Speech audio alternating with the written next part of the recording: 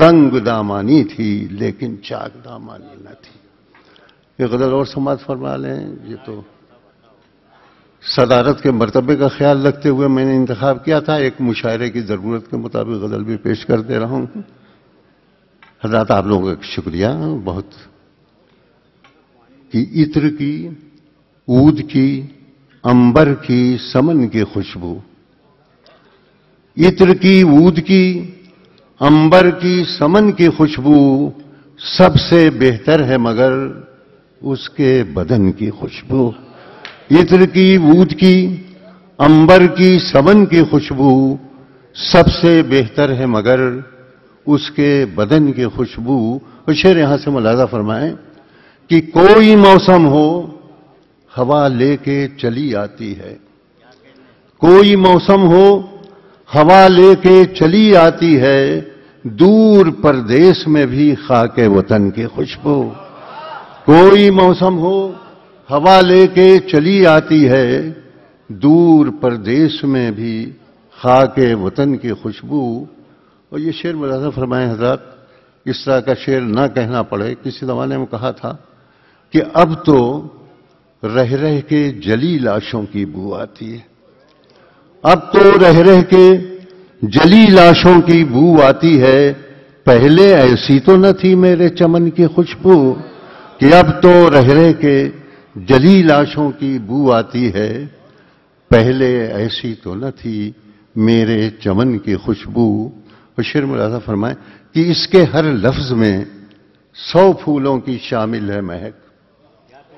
اس کے ہر لفظ میں 100 پھولوں کی شامل ہے مہک. شاعری اپنی ہے اردو کے دہن کی خوشبو. شاعری اپنی ہے، اس کے ہر لفظ میں 100 پھولوں کی شامل ہے مہک. شاعری اپنی ہے اردو کے دہن کی خوشبو. اور حضرات ایک شعر بڑا کلاسیکی انداز میں ہو گیا اور عجیب و غریب شعر ہے. بہرحال ہوا ہے تو کہ جب کبھی گورے غریباں سے گزر میرا ہوا. قبرستان شمشان. کہ جب کبھی گورے غریباں سے گزر میرا ہوا، مجھ کو محسوس ہوئی اپنے کفن کی خوشبو.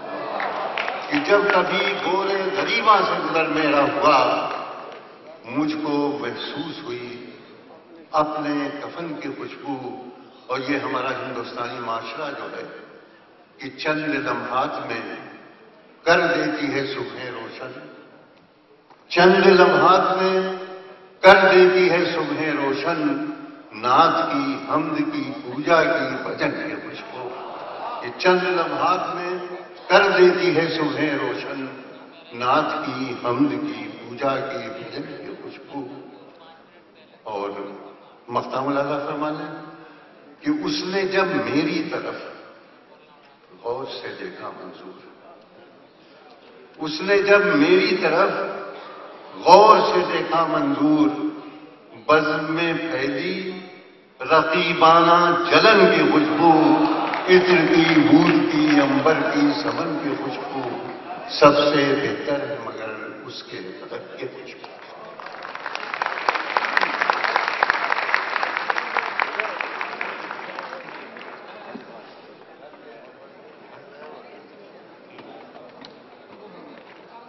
میں شکر گزار ہوں کہ صدارت کا منصب مجھے سپرد کیا گیا، لیکن بہرحال ہماری ایک تہذیب ہے اور ہم اپنے مہمانوں کے سامنے اور خصوصیت کے ساتھ باہر کے ملکوں سے جو آئے ہوئے مہمان ہیں ان کا احترام بھی کرنا جانتے ہیں.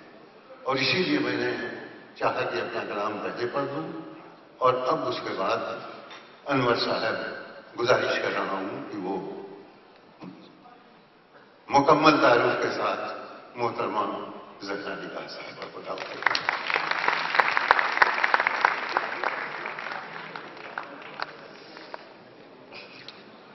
حضرات، ادب کے حوالے سے دنیا کے سبھی ملکوں میں کچھ شخصیتیں ہیں جن کی وجہ سے ملک پہچانا جاتا ہے. شاعری جو ہے اس کے بارے میں یہ کہا جاتا ہے کہ سچے شاعر کی سوچ یہ ہوا کرتی ہے کہ وہ یہ کوشش کرتا ہے کہ ایک بوند شہد سے سمندر کے سارے کھارے پانی کو میٹھا بنا دے. یہی اس کی کوشش ہوا کرتی ہے. मोहतरमा ज़ाहिरा निगाह साहबा हम लोगों के लिए बेइंतहा मुहतरम, वो अपने मुल्क की भी पहचान है और मुश्तरका जो उर्दू अदब है उसकी भी शनाख्त है, और उनके यहाँ जो एक मोहब्बत का शऊर और सलीका है कि मोहब्बत की गर्मी को, मोहब्बत की नरमी को शायरी के हवाले कर दिया जाए, ये उन्हीं का ज़ाती फन है जिसके लिए सारी उर्दू दुनिया में उन्हें एहतराम की नज़र से देखा जाता है। मैं बहुत अदब से गुजारिश कर रहा हूँ कि वो तशरीफ लाएं। मोहतरमा ज़ाहिरा निगाह।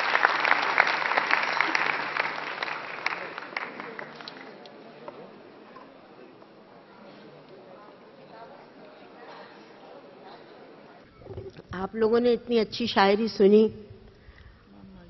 यहाँ हमारे बहुत सारे दोस्त हैं, ख़ासतौर से कुलदीप नैयर साहब को देख के मुझे बहुत खुशी हुई। मैं इनके कॉलम्स भी पढ़ती रहती हूँ। तो ये जो पहली एक छोटी सी नज़्म है वो मैं आपकी नज़र करती हूँ। इस नज़्म का उन्वान है बे आवाज़ जहाज़। ड्रोन हमलों के बारे में है ये। छोटी सी नज़्म है। गांव के सारे बच्चे मिलकर कागज के टुकड़े चुन चुन कर बे आवाज जहाज बनाते, शोर मचाकर उसको उड़ाते। गांव के सारे बच्चे मिलकर कागज के टुकड़े चुन चुन कर बे आवाज जहाज बनाते, शोर मचाकर उसको उड़ाते। कभी कभी ये उड़न खटोला अम्मा के सर पर गिर जाता, और कभी ये इतना ऊंचा उड़ता पेड़ों की शाखों में उलझता, और कभी ये उड़ते उड़ते आकर घर की नीची छत पे उतरता। गांव में अब कोई भी नहीं है। मां ने नीची छत का दुपट्टा ओढ़ लिया है। मां ने नीची छत का दुपट्टा ओढ़ लिया है। पेड़ ने अपना रिश्ता जड़ से तोड़ दिया है। मां ने नीची छत का दुपट्टा ओढ़ लिया है। पेड़ ने अपना रिश्ता जड़ से तोड़ दिया है। गांव में अब बच्चे भी नहीं हैं। आस पड़ोस में जो बाकी हैं वो कुछ गुमसुम से रहते हैं। जब भी हवा मलबे से कागज ले आती है वो उसको तकते रहते हैं। बेआवाज जहाज बनाना भूल गए हैं, शोर मचाना भूल गए हैं।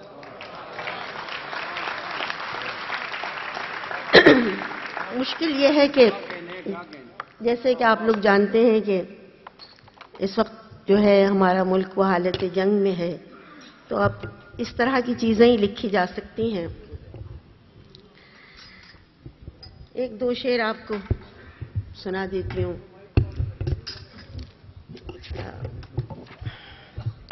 हम एक दुपट्टे के घरौंदे में पले थे। हम एक दुपट्टे के घरौंदे में पले थे। जब अपने मकानों में रहे रोज न मिल पाए, और ये सोच के निपटाए हैं सब काम बहुत जल्द। मैं जाऊं मेरे पास से अब कोई न जाए। आप इसको फिक्स कर लीजिए तो फिर मैं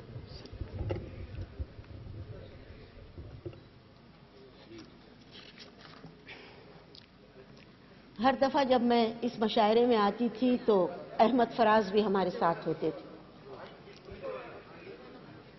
अब ठीक है? नहीं, ये नहीं है ठीक है। इसको इसमें पढ़ेंगी ना, हटिए इसमें पढ़िए आप। जी बस ये ठीक है।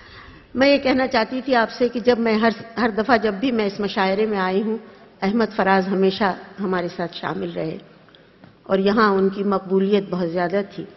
आज वो नहीं है। मैंने उनके लिए एक शेर लिखा था, वो भी आपको सुना देती हूँ। कहाँ वो शायर रंगी नवा के जिसकी गज़ल, कहाँ वो शायर रंगी नवा के जिसकी गज़ल वरक़ से उड़ के हमारे दिलों तक आती थी। कहाँ वो शायर रंगी नवा के जिसकी गज़ल वरक़ से उड़ के हमारे दिलों तक आती थी।